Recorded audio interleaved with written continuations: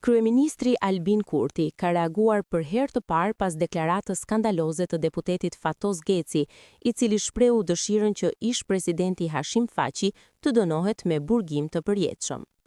Në një prononcim për media, Kurti u distancua qartë nga deklarata e Gecit, duke thënë se ai nuk është i yni. Kjo për faktin se Geci është antar i partisë Guxo, e cila është në koalicion me Lëvizjen Vetëvendosje, por nuk është pjesë e saj. Unë jam vetëm kryetari i LVV-s dhe kryeministër, nuk jam kryetari ndonjë komisioni disiplinor, aq më pak për dikë që i përket një partie tjetër, ka thënë Kurti duke ia lënë përgjegjësinë plotësisht Gecit. Megjithatë, Kurti e ka përmendur faktin se kryetaria e Kuvendit, Albulena Haxhiu, i kishte ndërprer fjalën menjëherë Gecit dhe i kishte tërhequr vërejtjen për gjuhën e përdorur. Pavarësisht distancimit të Kurtit, opozita e ka cilësuar këtë reagim si të pamjaftueshëm dhe ka kërkuar masa konkrete.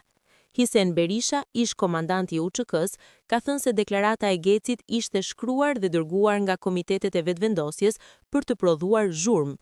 Kurti, nga ana tjetër, ka ripërsëritur bindjen e tij për pafajësinë e ish-krerëve të UÇK-s në Hag.